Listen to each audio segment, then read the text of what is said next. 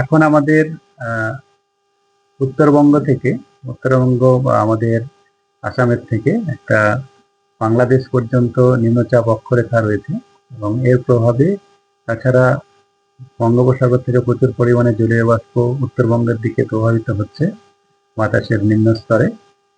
এর জন্যে আগামী দুদিনে বা তারপরেও বলা যেতে পারে 13 থেকে 17 তারিখ পর্যন্তই উত্তরবঙ্গে আমাদের বজ্রবিদ্যুৎ সহ বৃষ্টিপাতের সম্ভাবনা উপরের 5টা জেলাতে বেশিরভাগ দিনই অনেক জায়গাতেই হওয়ার সম্ভাবনা রয়েছে। যেমন আগামী 24 ঘন্টাতে উপরের 5টা জেলাতে প্রায় সব জায়গাতেই বজ্রবিদ্যুৎ সহ বৃষ্টিপাতের সম্ভাবনা রয়েছে।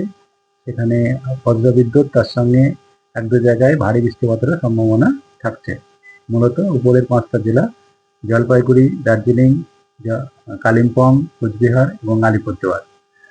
আজ কালকে ভারী বৃষ্টিপাতের সম্ভাবনা নেই, তবে দমকা হাওয়ার সাথে বজ্রবিদ্যুৎ সহ বৃষ্টিপাতের সম্ভাবনা অনেক জায়গাতেই উত্তরবঙ্গে 5টা জেলায় থাকার সম্ভাবনা রয়েছে। বাকি উত্তরবঙ্গের জেলাগুলোতে 1-2 জায়গা করে হওয়ার সম্ভাবনা রয়েছে। 15 তারিখে আবার সামান্য একটু বাড়তে পারে, যেমন আমাদের উত্তরবঙ্গের 5টা জেলার সঙ্গে সঙ্গে নিচের উত্তর, দক্ষিণ দিনাজপুর, মালদা জেলাতেও কয়েক জায়গাতে আর বৃষ্টিপাত হওয়ার সম্ভাবনা, ঝোড়ো বাতাস সহ 40 থেকে 50 কিলোমিটার পর্যন্ত যেতে পারে সর্বোচ্চ।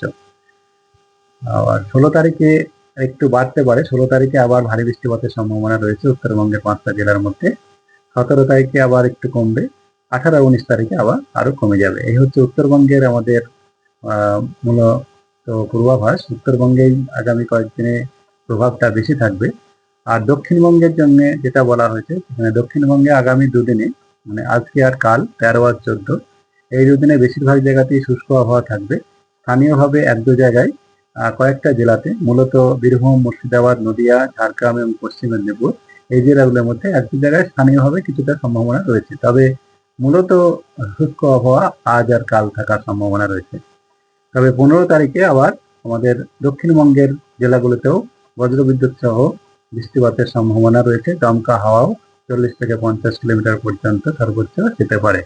মূলত আমাদের পশ্চিমের জেলাগুলোতে বেশি সম্ভাবনা থাকবে। পূর্ব পশ্চিম বর্ধমান, পুরুলিয়া, বাঁকুড়া, বীরভূম, মুর্শিদাবাদ, নদিয়া, এই জেলাগুলোতে বেশি সম্ভাবনা। বাকি জেলাতেও বিক্ষিপ্তভাবে 1-2 জায়গা করে বৃষ্টিপাত হওয়ার সম্ভাবনা রয়েছে বজ্রবিদ্যুৎ সহ।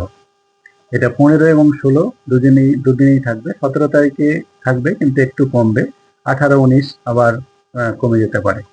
তবে হালকা কিছুটা বিক্ষিপ্তভাবে থাকবে।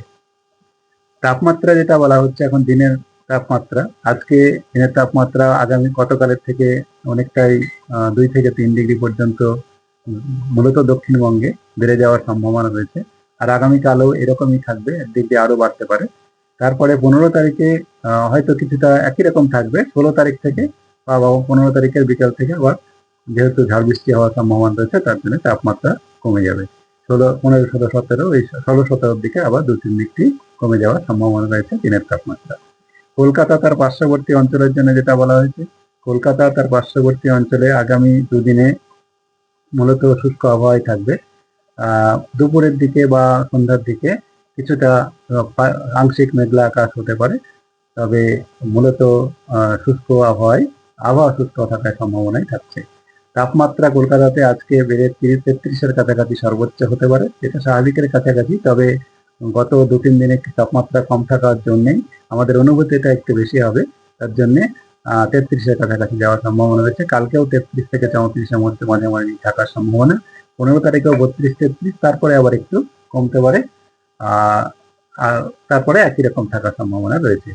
আর কলকাতাতেও 15, 16, 17 ওই সময়ে বজ্রবিদ্যুৎ সহ বৃষ্টিপাতের সম্ভাবনা থাকে। খবর দেখতে সাবস্ক্রাইব করুন বাংলা হান্টের ইউটিউব চ্যানেল। বাংলা হান্টের আরও খবর দেখতে নজর রাখুন। বাংলা খবর মানেই বাংলা হান্ট।